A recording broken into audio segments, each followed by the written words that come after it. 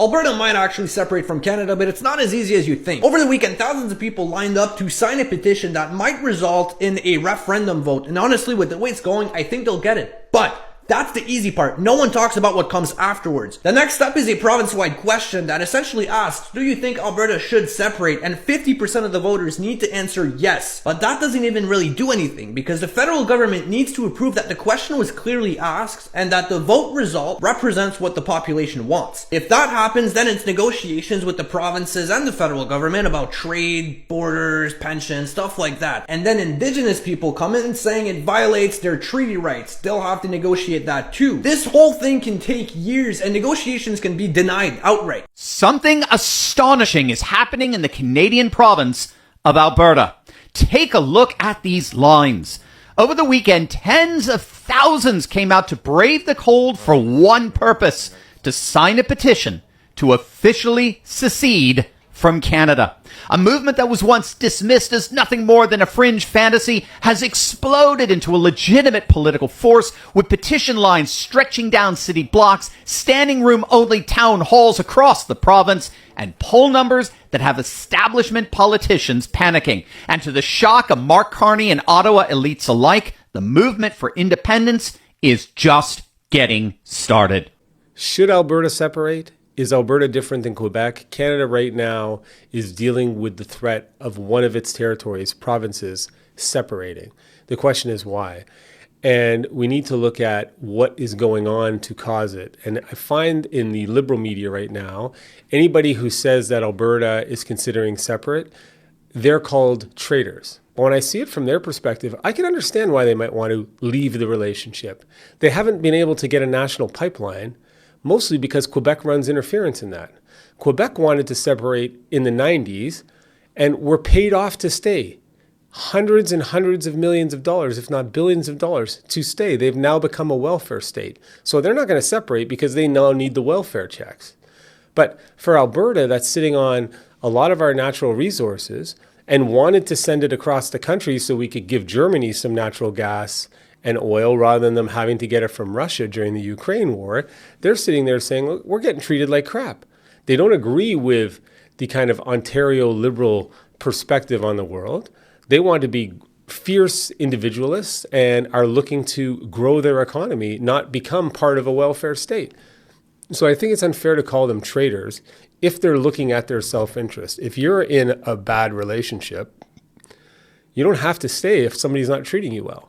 So either maybe Canada steps up to the plate and Carney says, look, we're going to have a national pipeline. We're going to make it so that we can trade across provinces. But if you don't do that, can you really blame Alberta for thinking about leaving? Are they really the traitors? Or is it the people in central Canada and Ontario who are lining their pockets at the expense of our regional partners? Something to think about. Until next time, I'm the Rogue Lawyer. You guys aren't getting this. You keep saying Alberta can't separate, whether it's whatever laws you're bringing up or whatever paperwork you're talking about. And this is the part you're all forgetting. In a democracy, it's the people who make the decision. You know, the people who live here, the people who come first. When a clear majority of people vote for something, it is the responsibility of their government to carry that through. History is full of bullshit that people say it's not allowed. Guess what? If enough people say it is allowed, you better fucking believe it's gonna happen. You can take your piece of paper and shove it up your ass. You can go ahead and set your goddamn law on fire. Stop being so ignorant. Okay, bye. Yeah, so basically, Alberta is literally asking Canada for a breakup. This is after we witnessed thousands of people lining up to sign the petition of the move to separate Alberta from Canada. And this has literally sparkled a lot of debate and discussion online, with multiple people thinking that it can't be possible. Alberta and Canada can't be separated, while others think that it's possible because the people of Alberta are the ones who are literally voting and signing a petition to ensure that indeed Canada and Alberta are separated. And in this video, let's see people's reaction on this, because it is an overheated discussion and everyone is literally giving their belief, thinking that they can separate or thinking that it can't be separated, that Canada and Alberta can't be separated. Let's watch these videos, then we shall be talking about it. Are you a fan of the separation of Alberta? Absolutely not. Why? Can you tell people why not? Because Alberta, along with Canadians and Canada, is a special place to be a part of, and Alberta will not do better as a separate province. We need to band together as provinces, as individuals of Alberta, proud of what we have to offer, but we're never going to do better as an individual province. What about Alberta joining the United States? No, we're part of a sovereign country as Canada. I don't believe we need to or should join the United States of America. So let me try and get this straight. Alberta has decided that they no longer want to be part of Canada. And everybody else in the country seems to have a big opinion about it. When Quebec tried to do this in 1995, busloads of us from Western Canada went out there and please don't leave us, stay with us, we're a country. What are they doing to Alberta right now? It's hilarious. You're calling us traitors. You're calling us Satan worshippers. We're the devil. We're a bunch of redneck hicks that don't have any education, blah, blah, blah, blah, blah. Why is it? What is the difference? I don't see anyone coming out here begging us to stay either. You're just making fun of the people who actually want to leave. What's the difference? Follow the money. Money is basically flowing out of Alberta to the east all the time, and nobody seems to give a shit if any of it comes back to us. We've had enough. Period. Full stop. We're sick and tired of supporting the rest of this goddamn country and getting nothing in return. Seems like a pretty simple thought process, don't you think? The provinces that are in the West that have the most to give, you probably should get on your knees and start begging us to stay. If you haven't seen yet, there are plenty of signing locations coming up, and I will keep posting them in my stories every single day as I get them. Enough is enough. Independence referendum. Throughout the evening, the line to get in grew longer, going eventually around the block. When Albertans did arrive, they signed the petition and had the opportunity to listen to an information session by organizers. Stay Free Alberta is the group leading the signature phase, independent from the group who submitted the petition. People we spoke to largely had one word on the mind: change. You know what I would like to see is us like Quebec. They seem to get whatever they want. They get a lot of attention. They get a lot of funding, a lot of this, a lot of that. I think we need to be more like them. You know, I just don't like what's going on in the communities. I don't like what's happening, the crazy taxes, the homelessness, the drugs. Like, there's just we need to wake up a bit. To get our own country going. That's what we need. We need to be separated from the East. There's no more control. 177,732 signatures are needed by May 2nd to put the question, do you agree Alberta should cease to be a part of Canada to become an independent state, to a referendum? But there are still some groups looking to stop it altogether. Sturgeon Lake Cree Nation is taking the provincial government to court, aiming to block the separatist petition, while a previous initiative, Forever Canada, gained 438,000 signatures, calling for Alberta to stay in Canada. The goal for some here is to see the independence petition reach 1 million signatures. Albertans interested in having the referendum believe it could be worth the risk. We can start doing more independence as far as what we can do with our natural resources in the province. Just less pushback. We all just need to band together and do what's right for our communities. And if you do sign, like it's I don't have anything against anybody. It's just my own. I just see a really big difference in our communities, and I want to see change. We're tired of having no voice in a country that is falling apart, is going broke without admitting it.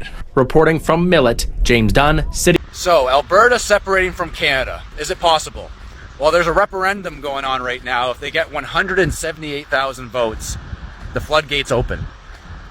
And most Canadians have no idea how realistic this could actually be, and how detrimental it would be for Canada as a whole. Alberta is one of the most vital provinces to the whole of Canada. And obviously people with their head in the sand, and the federal government is saying, you don't have the right. You don't have the right to leave. It's not possible. But they never really supported freedom, the Canadian government, did they? But that being said, not picking a side, just saying everyone has the right to choose. So could we see this in the future? Maybe, maybe not.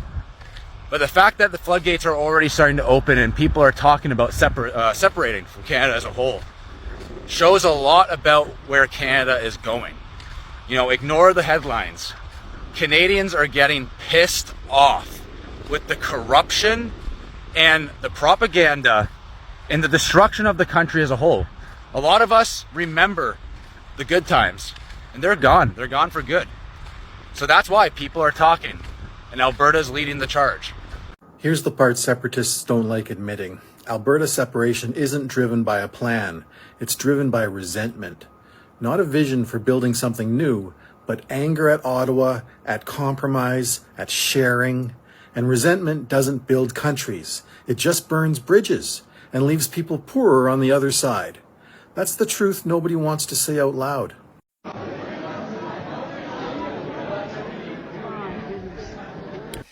How does that make you feel as a Canadian? Seriously? Really? With everything that's going on in the United States of America right now, with the fascist regime, the far-right fascist regime that's going on there, do Albertans really think that they're going to separate from Canada and be their own sovereign nation and not be taken over by the United States of America? Do they really believe that? Are they that naive? How naive are Albertans to think that A, they're going to separate? There's only 20%, 1 in 5. And B, even if they were to get a vote to separate, that they're going to be their own sovereign nation.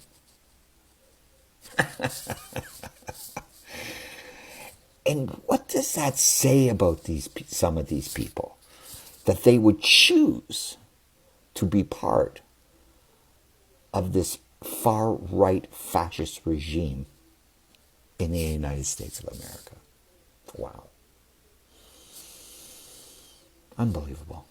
You guys know that Alberta can separate without violating treaties, right? You also know that First Nations do not have a veto on separation, right? The only thing that they get to decide is who administers their treaties thereafter, Canada or Alberta.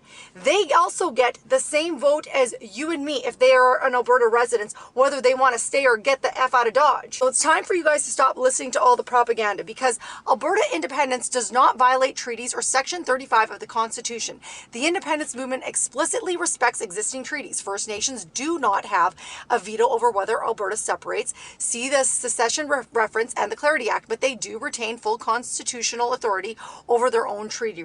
If Alberta becomes independent, First Nations can decide for themselves whether they want Canada to continue administrating treaties, reserves, and the Indian Act, or whether they wish to consent to Alberta assuming the Crown's role. Secession only removes Canada as a treaty party with First Nations consent, which is exactly what Section 35 requires. In other words, Alberta's independence can proceed regardless, while treaty administration remains entirely subject to each individual. First Nations' free choice, maintaining the status quo or negotiating a new arrangement, is their decision. Not mine, not yours, and sure as hell not the government's. You're welcome. Okay, bye. All of Canada has a major problem. That problem is Alberta wanting to separate. Thousands of people attended a rally for the independence of Alberta. Initial estimates were 5,000 people were there, but Jeffrey Rath, who's the general counsel for the Alberta Prosperity Project, estimated that over 10,000 people attended. And he stated that Danielle Smith has tried for the last 6 months to work with the federal government, and those talks have failed. Mark Carney has been ignoring this situation, and it's only continuing to snowball and get worse. This is what the rally looked like. Alberta separating from Canada is horrendous. It's horrible for Canada. It is great for people who live in Alberta. Canada has the third most oil reserves in the entire world, only behind Saudi Arabia and Venezuela. The majority of that is in Alberta. And truthfully, if Alberta were an independent country, it would be among the wealthiest in the world. If they fully unleashed the capabilities in the reserves of what Alberta has, I would predict that they would have no sales tax, and their income tax would likely be no more than 10 to 15% max. And frankly speaking, rightfully so, the people of Alberta are sick and tired of their billions of dollars in surpluses going to other provinces. And Mark Carney's net zero goals and his allegiance to net zero is a complete contradiction to everything that is beneath the ground in Alberta. He's literally getting in the way of prosperity, not just for Alberta, but for all of Canada. If it does go to a referendum, we have a huge problem. Mark Carney has not appeased and not confronted this situation head on. He has focused solely internationally while ignoring his problems at home domestically. Guys, this is bad. So it looks like Alberta's actually going to have a vote on separation. So I want to know how many of you guys are voting for Alberta to separate and how many people are going to vote against it and why? Let me know in the comments. Well, guys, as you can see, things are not pretty at all. There is a tug of war between provinces. The entire Canada is calling Alberta traitors. And the Albertans are reminding Canadians that we are not traitors. We have just had enough. We are not receiving the required funding. We are the most broke province, yet the wealthiest in terms of resources. Well, the oil, of course. Well, we are the most province that has got the highest number of homeless people. We are literally suffering. The cost of living in Alberta is literally higher than anywhere else. According to them, you've seen the interviews. And it is high time we declare sovereignty. We want to be separated from you guys. We want to be our sovereign country. And guys, remember, all the sovereign power belongs to the people.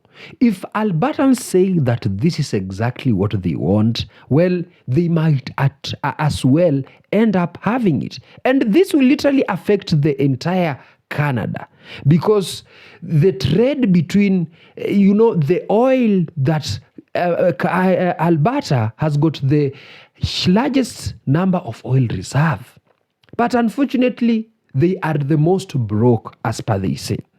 So this tug of war, is it possible that they will be separated? Will they win? Because we've seen majority of them lining up, or thousands of them lining up to sign that referendum petition to be separated from Canada. They want to be a sovereign country. They want to have their own prime minister.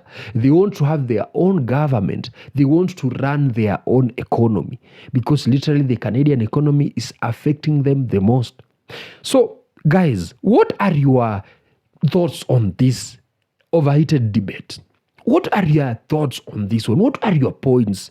Are you supporting this move to separate Alberta from Canada? Or are you separating the move that you should put Canadian first, including Alberta, so you don't want Alberta and Canada to separate? Or what are your thoughts? Because as you can see, things are not pretty at all in Canada. And Canada is literally breaking up, and it might get even worse.